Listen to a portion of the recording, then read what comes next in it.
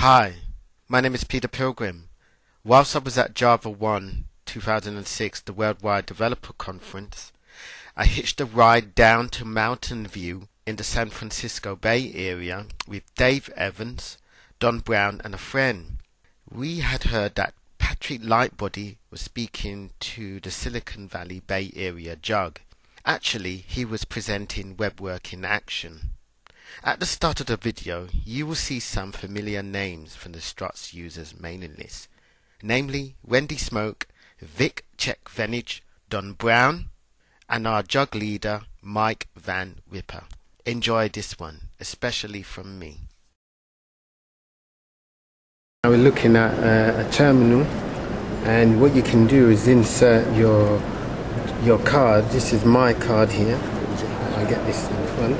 You can see that card here, and this is a credit card with a Java card chip inside it, which is quite cheap to make, and it's been up on the keynote presentations for a couple of years now.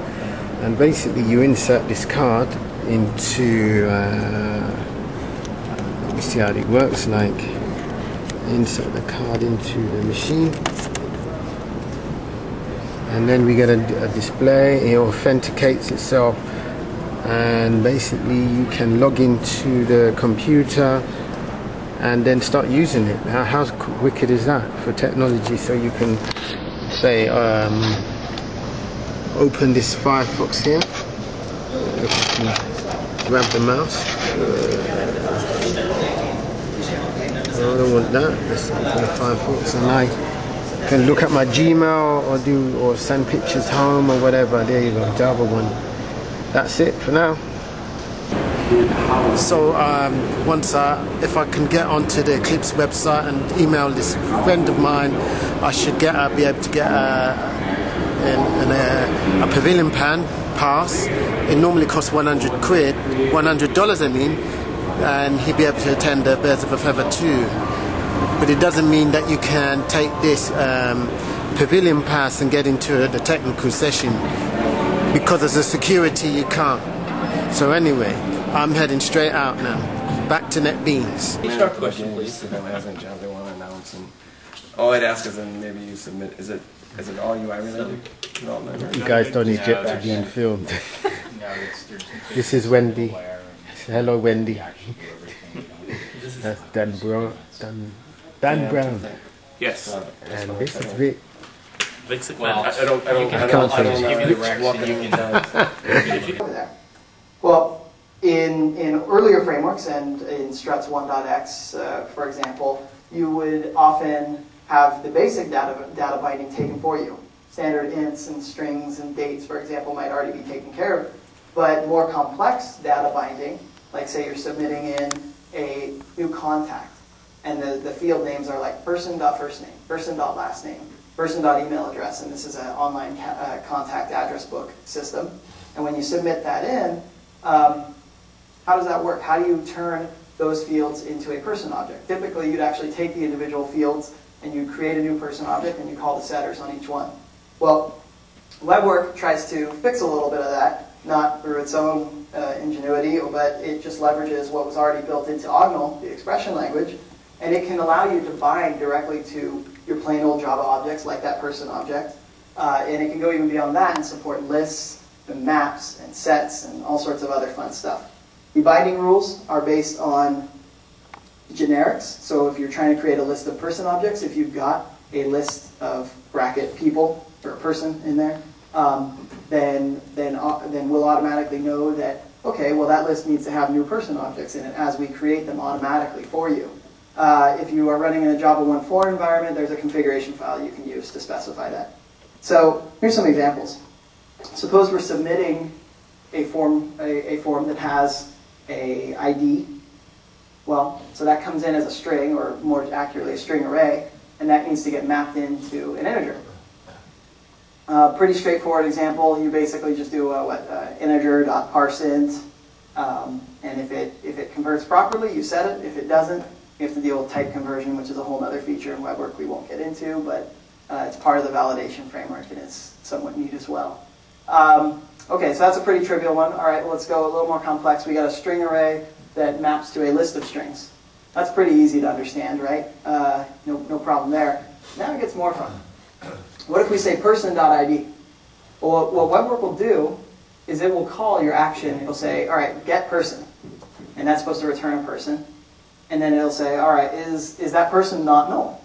Is there an actual person there? If there is, it'll just go ahead and call, okay, great, set ID. It takes the string value you had, converts it just like we did in the first example up there, and sets it. But if it doesn't exist, that's where it gets a little interesting. OGNL will actually try to create the object for you. Now, there's obviously security concerns you're going to want to watch out for anytime you allow mapping from external untrusted data into your objects. So you're going to want to watch that pretty carefully. But we could automatically create the person object for you. So we'll call getPerson, oh, it's null. Create a new person, set that person back on the object, and then take that same person and finally set the ID back on. Little more complicated. Person bracket 0 ID, or people bracket 0 ID. That will actually take a list of person objects, say, all right, I want to set the ID on the first one. And if the first one, if the list is null, we'll automatically create a new array list for you and set that. And then if the first element is null as well, especially if we just created it, we'll automatically create a new person object as well and set the ID and then put it in the list. So that's a great way to work with more complex data structures. This last one's kind of a fun little tricky one I like. This is great for multiple selects, for example. Suppose you have a person object and that person has a list of friends, and that is maybe just a basic object called friend. Let's not make it called a person object. That's too complex of an example to talk about right now. And then each friend object has a name field. That will actually, suppose that was a multi-select field. And you had a multi-select field, and it was called, the field itself was just called person.friends.name, and you selected lots of different names, maybe first and last names combined or something. OGNL will realize that you're trying to submit multiple things on the same object, even without the array index notation. It'll understand that friends is a list of friend objects, and it'll go ahead and create those automatically and plop in the name parameter. That gets a little complicated if you needed to submit, say, name and email, because you wouldn't have a good way to bind between, well, which name associates with which email. But then again, you wouldn't be doing that with a single multi-select either, right? You would probably have multiple fields for each name and email address that you're creating, maybe in a table approach. And so you could just use the index notation, person.friends0.name and person.friends0.email, and so on and so on. All right? Yeah? In the complex types examples, when it says person ID, is there a separate mapping that says the person ID is an int, or is it just totally driven off of what the class is at runtime that says get the type of this attribute is ID is int, and let's just try to, yeah. So the question was, how is the type that needs to be converted to determined? Is it just based on what is seen at runtime on, say, the person object here? Or is there some other way you can identify what that is? And that's actually really important when you might have a more broadly scoped type, say a date, for example, and you might have a more narrowly defined date that you want to specifically use. You don't want to use just the basic Java util date. Your company might have a special date that it uses that has, I don't know, nanosecond type, nanosecond performance or something. That happens a lot, and there is a way to do that. There is a system. It generally does not come up too much for your basic usage, but when you start getting into some more complex forms, it does come up, and it is important. So in WebWork, you can define on any particular field through either annotations or through a configuration file if you're using JavaONE for a type converter. And a type converter is an interface that is part of OGNL, and you can just go ahead and implement that. And it's a single one-method interface that says convert value, and it takes one value, it passes in an object and a class for the type that it's trying to convert it to. So it'll pass in like date, for example. It'll give you your string object or string array object, and it'll also pass in a date class, and you can go from there. All right? Is that a question back here? No, I was just going to say we do that with the time and money. Okay. So better example. Thank you. Time and money.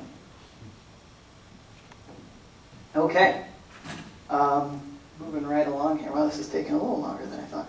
Continuations. How many of you guys know what continuations? Okay. Oh, okay. Well then, does that mean the rest of the people who don't know were asleep? All right. Continuations are a great feature. Don's been doing a lot of stuff in there. The stuff he's been doing is a lot more in JavaScript, but the basic idea is that continuations need to happen typically in a language other than Java because it's a built-in language level feature. The basic idea is that a language that supports continuation can effectively tell the program as it's running to stop completely and serialize the entire call stack all the way up to right where it stopped and save it for future use to start back up right there. Well, that actually turns out to be a really, really common use case in web development, right? We do that all the time. We submit a form, we get an error, we come right back, and then we want to start back up from the same place. We actually just emulate that in most web development, right? We just resubmit the same values. That's not necessarily the most efficient way to code or the most efficient way to send data back and forth. We're actually sending more than we need to. Continuations have really, I think they've been around in some languages forever, but people are just starting to realize that they offer a lot of power for WebWork, for web development. WebWork uses a continuation style system that's not like maybe what Don talked about with JavaScript level continuations, but it actually hacks in continuations at the Java bytecode level. It's really funky how it does it. We did not write the code. It was actually written by a different framework author called Rife, that may change because of some, do we have any licensing compatibilities with Rife? Nope, okay, well, anyway, some way or another we're going to have something like this, and I wanted to show you guys what it looks like, but let me go back real quick. How many of you guys ever wrote a number guessing game? Maybe especially when you're first learning how to write web apps? Yeah, we all did it. It's a pretty common thing. And your first inclination, anybody who's first getting started thinks, okay, well, a number guessing game, we got to have a loop. You have to have a for loop or a while loop somewhere in there. But as we all know now, there's no loops. There's conceptual loops, but there's no actual loop you get to write in your code when you're doing web application development, even though we're conceptually doing a loop. Continuations basically lets you really write a loop. This is an example continuation code. This is an action that works, and I want to definitely demo that if the build's not broken. But what we're seeing here is some code that gets an answer. That ... would be like new random number in value or something like that, picking a number 1 to 100. And then there's some fields in action like a guess and the number of tries. The guess is the value being set in by the user, what numbers he's guessing, and tries is a value that keeps track of the state as we go along.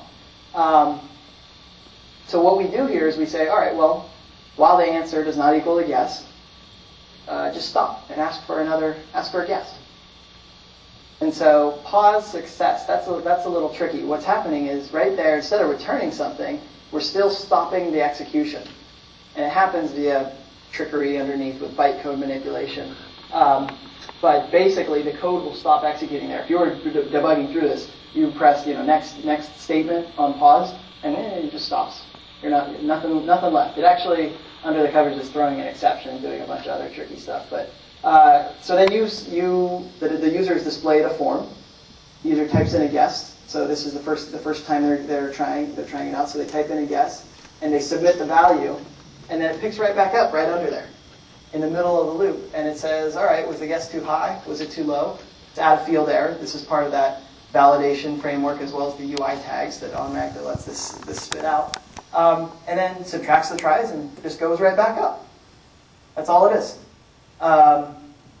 So continuations are a really powerful way to allow you to finally express the concept of your application in Java code. And in fact, it actually takes away a lot of the need for some frameworks that try to do more state management. You're now using the language to manage your state. The non-continuation based implementation of this in an action framework would really require storing the random number and the tries in, say, a session. Right? Pretty standard stuff. All right, we're going to try to do a demo of this. I think it's a fun one.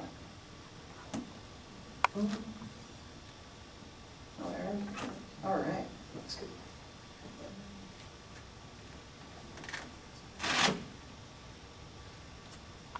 Let's give it a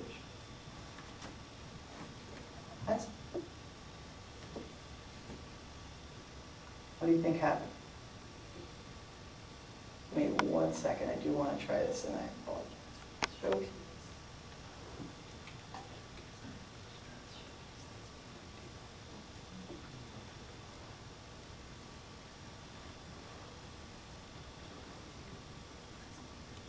Artifacts that were part of my build instead of actually configuring up a whole web application. I know I did that kind of quickly, but oh, that's all right.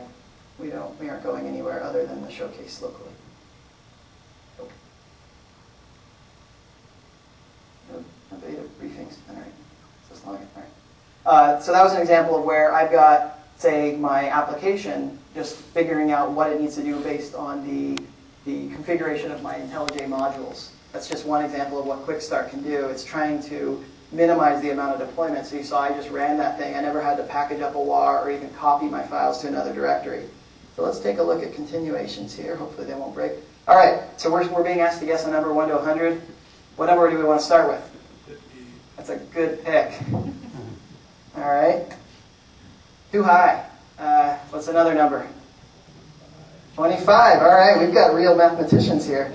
You guys are better than me at this. All right, too high again. 12, good one. Yeah. Too low. Oh, what are we going to do? 18. All right, if we don't guess it here, you're the one to blame. Good. All right, too low as well. What is it, between 25 and 18? Hey, 22. I heard 22. This is our last chance. You got it. Nice. Very, very nice. So you got it on the last try. Now here's something that's funny with continuations. You see continue up here? This continue blah, blah, blah, blah, blah. That's how we track continuations. Every single change, every single step in that continuation process is being remembered via a unique ID. An additional advantage this has, except for in games like this, is I can go back and notice that continuation ID is changing every time. And so back up here, there's only this stack that's saved. There's only one guess that's happened. What was the number again? 22? All right. I've decided that we're better. We didn't do it in 6 tries. We did it in 1 try. Voila. So it's obviously it's a cheating mechanism for some games, but you would see the power of this in, say, a shopping cart. The back button is handled automatically. A tree of every step you took in the code is remembered. So it's a really powerful feature. Obviously, it does come at a cost of more memory and more management and more processing that you need to do, but it's just something we're going to be offering and we hope to offer in some form or another in future versions of Struts. Yeah, I thought I read that this was Ruby on Rails, for example, because it's Ruby, has the advantage of being able to dynamically generate code and add in on the fly. You definitely can't do this with Java, even with, I don't think you can with, well, maybe you could with bytecode manipulation, but it wouldn't be very useful. You could add in Ruby fields that to your object. And so Ruby's basic system allows you to basically, with 1 line of code, point to a table, and your object will on the fly in runtime inherit the columns that come from that table as fields. That's like the equivalent of adding getters and setters to your object on the fly. So some of that certainly comes from framework innovation, application innovation, but there are other features that are just really, really nice. Oh, I think I might miss it. Oh, okay, made it go away. All right, some parts of the language and parts of the development environment are not unique to a particular framework or particular style or innovation, but they're actually just common sense things. Like everyone that works in Perl or PHP or Ruby or Python loves the fact that they can type some code, Alt-tab to their browser, reload it, and see it. It's a great benefit of a scripting language, and we can do that with JSP. But we can't do it with all our other code, which is where a lot of our code is. And that is something that probably needs to start changing to be able to make sure that web applications, Java web applications, can stay competitive when comparing them to other language options. Clearly, that's not the only thing in making decisions. There's a large set of tools and communities and libraries that come with Java. But if we could, in the Java community, also offer that same type of see my change instantly functionality, we could really speed up productivity quite a bit. We've got it with JSP. WebWork started to get it with actual Java code. It was pretty interesting. And that was with QuickStart. What we do is we use a Jakarta Commons sandbox project called JCI, Java Compiling Interface. And what it basically does is it uses the Eclipse compiler to look at your Java source code, recognize what hasn't been compiled already and is part of your class path, and compile it right then. And even cooler is it can see when some of those Java source files have changed and recompile them and let those run. So it's really, it was really neat the first time I got this running, and I actually made QuickStart run against your entire source code. And so you start up your application with QuickStart. You don't even have to compile. You just point it to your Java sources, and you're off to the races. And you see a bunch of compile warnings maybe show up if you've got any warnings in your compilation, and boom, you're done. And then you go and you change an action, and you Alt-tab to your browser. Never save. You don't even need to save because IntelliJ IDEA, for example, saves your changes as you tab out of its interface. You make your changes. You go over to your browser. You click reload, and boom, they're there. It was like this cool, really cool thing. Unfortunately, you make some changes in some other dependent objects, and then kind of go back and forth, you get crazy class loader nastiness. Link errors, class cast exceptions, even though both classes look to be the same. A lot of bad stuff happens. Java's just not there yet. And so it's something that could be fixed. Anybody here use hot swap functionality when they're debugging? No? No one uses hot swap? Yeah, all right, raise your hand. Don't be shy. That's a great feature. Hot swap functionality, if you're not using, I highly recommend you check it out. It lets you get somewhere to this point where you can make some changes without redeploying. Hot swap basically means it was added in JavaONE 4, I think, and it was expanded on a little bit in JavaONE 5 so that it even works in production environments without running in a debug mode. But it's mostly useful when you're running a debugger. Attach your debugger to a process, either run it inside of IDEA like I just did, or run your application in a listen mode and attach your debugger. Go ahead and make some changes to the code, as long as they're not too large of changes, but maybe just add a print statement inside of your action or something like that. Compile them, and then in IDEA, for example, I think Eclipse has the same type of functionality. In the Run menu, there's a Reload Change Classes option. And that'll actually inject your changes you just made into the running production environment, or running environment. It could be production, I suppose, but this is mostly a developer feature. And so it does allow you to make some changes on the fly, just like kind of like a scripting language. The problem with it is that it has some pretty severe limitations. You basically can't change the class signature. That means you can't add fields, you can't remove fields, you can't change methods, you can't add methods, you can't delete methods, you can't add parameters to methods, just because that's a pretty complex problem to solve. Sun's official response is, we'd love to do it. It's really, really, really hard in modern JVMs with all the optimizations they do these days. But it is the right direction, and perhaps Sun will fix that and add more functionality there. That would be a great win for the Java community. In the meantime, efforts like WebWork's QuickStart are helping us get there. But really, if you really want to see that happen, there are a couple options. One, we can lobby and pressure all the other frameworks out there like Hibernate, Ibatis, Spring, any of your other favorite frameworks to be more friendly to reloaded classes and reloaded configuration, to just be more open to the idea. Another option is to deploy your application in a more granular manner. If you're familiar with the OSGI initiative, that's sort of the same concept. It's much smaller chunks so that when you change something, you only have to redeploy in the OSGI container a much smaller piece. You might, if you do any sort of remote procedural call applications using SOAP or anything else, you might be familiar with that type of advantage. You can take down one server without taking down the other and just bring up the new server. And typically, if the APIs haven't changed, they can still communicate with each other. You took that a little bit further, like OSGI does, you have really small slices, and you can bring each one up and down individually. So besides changing your application, the potential is there. So you see the code here for how easy it is to get started with QuickStart, and that's because QuickStart helps compile your code initially. There are problems with it. You wouldn't want to do this in production. You would even run into strange development errors.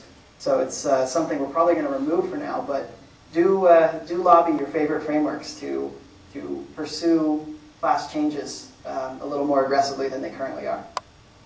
So that's all the reloading stuff. Gets us out of that. I'm not going to demo QuickStart. Well, I'll just show that real quick. QuickStart can work either using a basic convention of your sources are in source/Java, your classes are in target/classes, I think is the default convention it uses. Your libraries are in a lib directory, and your JSPs are in source/web app.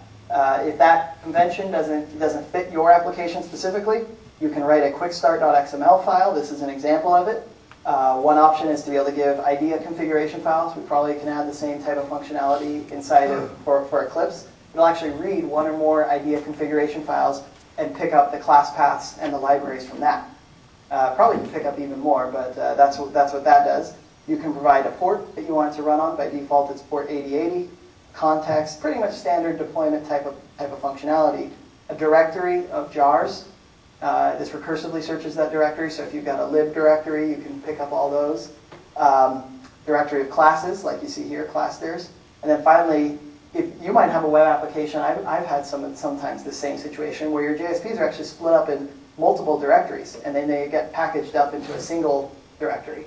For whatever reasons that may happen, in my situation at Jive Software, we did that because we had different editions of the software. So we sort of had a base directory where all our JSPs existed, and then we sold an expert edition, and an enterprise edition, and a basic edition. Those had some additional JSPs that were just specific there. So we could have a QuickStart file that pointed to the base JSPs and the expert JSPs and kind of make them appear as if they were in one directory. And so that's really valuable. Instead of building up and copying your JSPs all over into one exploded web directory, it was a great way to use your build system as is to deploy your application. Pretty hefty, full-fledged AJAX framework. Definitely, it's got some rough edges, but it's, when it works right, is very neat and probably one of the more advanced AJAX frameworks out there right now. They just released the 0.3 version. You can check it out. There's some examples on their website, I think. Very, very interesting. The simpler one that we use here is DWR. If you're not familiar with DWR, it allows you to call Java code from within JavaScript, which sounds like a security nightmare at first. And newer versions actually allow you to call JavaScript from within Java, which is really tricky. If you are going to JavaONE, try to hunt down Joe Walker and ask him about that. The idea being you can have some Java code that says get all the browsers, get all the sessions that are looking at this particular URL right now, and execute this JavaScript on that page. And it does it by keeping track of all sorts of state and fun stuff in the background. But it's really nifty. You wrote a chat application that way, and the chat application just says, list elements, add this list element to anybody who's looking at /chat right now, and boom, they all show up. Very tricky. Probably also lots of bugs in it right now because it's brand new code. But validation, we use DWR for the validation. So you see here, this is just like that other form that we saw, and it takes a theme of AJAX and a validate equals true attribute. Other than that, it's the same thing we've already seen. We have text fields just like we always did. Now all that's happening is because we're using the AJAX theme, there's an onBlur event that's been added to every single text field here, every single element. And we just, as we tab through it, there's some code in the background that sends a DWR request, which just calls a basic method and says, hey, validate these fields. And using the power of our validation, our interceptor system and our validation framework, we actually run the entire action stack all the way down, interceptors and everything. We run it all the way through just until it's time to execute the action. That means that we even run the validate method on your action that might have more complex validation rules, like checking a database for a unique username or email address, something like that. And so you can make sure that the validation rules that come back from this type of validation system are absolutely the ones you're going to see when you actually submit the form. They come back, and then we've got some JavaScript that understands the DOM structure that is based in the default XHTML theme. You could override that JavaScript function. You can make your own function that adjusts the different DOM structure and insert the changes right on, and it inserts the changes right on the fly. So I want to show an example of that because that one's pretty spiffy.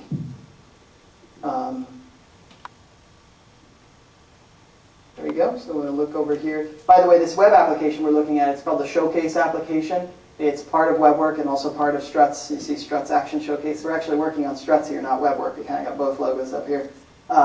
It's a great way to get familiar with any of the features. So here we've got our AJAX validation. Oops, no, our validation, that's what I wanted to click on. This is what basic validation looks like.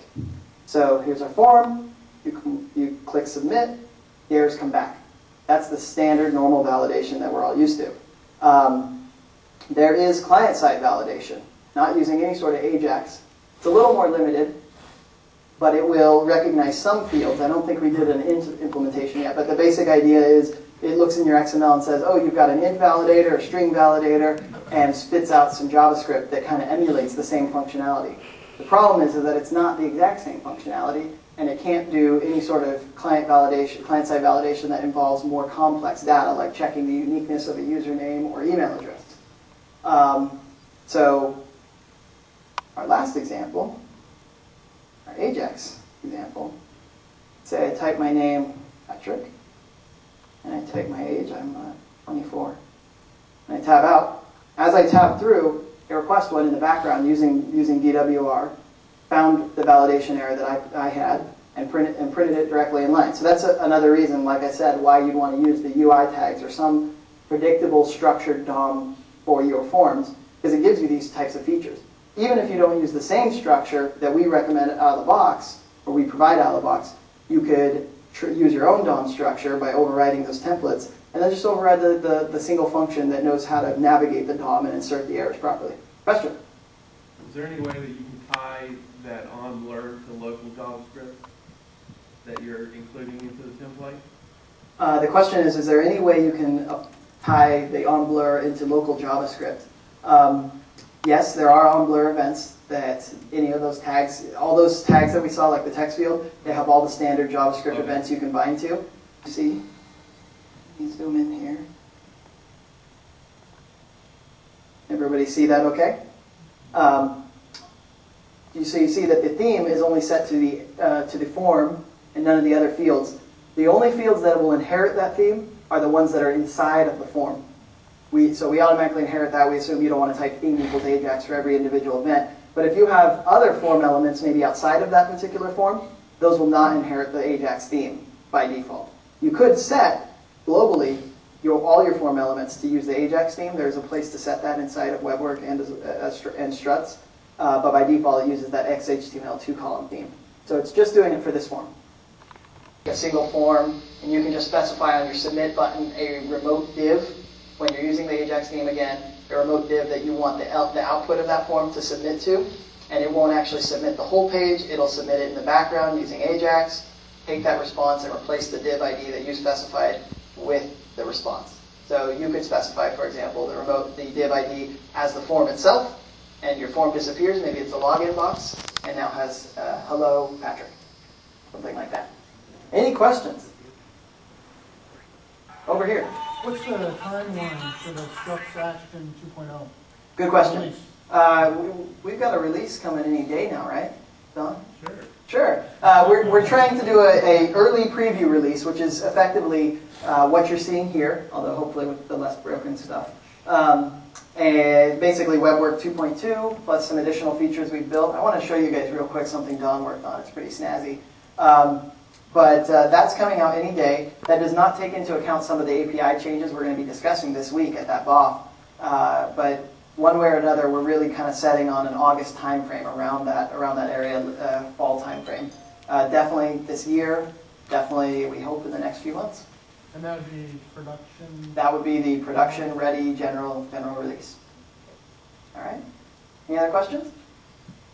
Yep. I'm wondering about JSTL support, and I've been reading a lot on the WebWork wiki stuff. When the conversion error interceptor kind of does that little override thing, how are you going to get to that if you're using JSTL and you can't use your tags?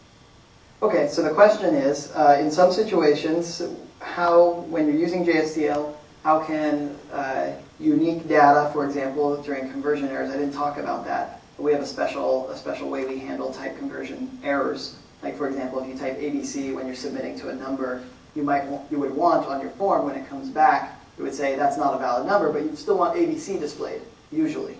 Obviously, you can't pull that value back out from the action itself, because the action is an integer, And if you did that, you just have 0 most likely, whatever you initialize that integer to.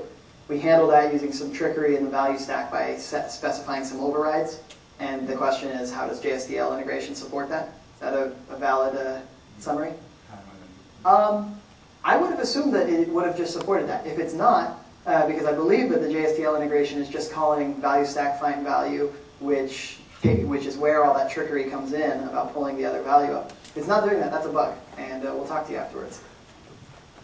Yeah, it should do it.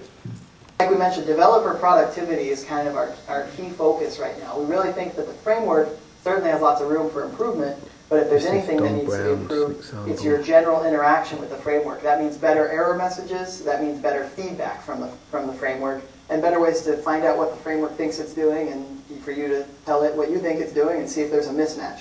So something Don worked on was a system for being able to go to a new validation request here, for being able to actually talk to the value stack. So let's pop in a console, or a debug, a little attribute we call debug equals console. This pops open this little console here. Also spits out some XML. The XML, I don't know if you can see it very closely, represents what your state looks like. It's got a request, what's in the request scope, what's in the session scope, what's in the value stack, although we probably could make that a little more valuable than just value. But the idea is we're trying to give you more information. And so eventually that each value might say what the different parameters are in there on each action in that value stack. So here we've got 2 objects in the value stack. This console that Don wrote uses AJAX as well and allows you to evaluate any sort of OGNL expression against the same value stack that just rendered this page. So we had an age attribute and a name attribute. We could type age and we see that it's 0. You could type name and we can see that there's nothing in there.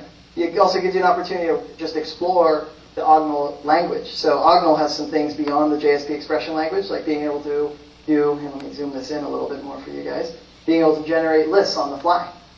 Boom, that's a list of 1, 2, 3 integers. Being able to generate maps. 1 maps to 2. Right? Lets you do a lot of fun things, and it's a great way to work with the data that's there. So if you had a page that lists a bunch of people, you could just type people, and you'd see the 2-string representation for that list. You could type people _1.name, and you pull up a name. There's all sorts of opportunities there.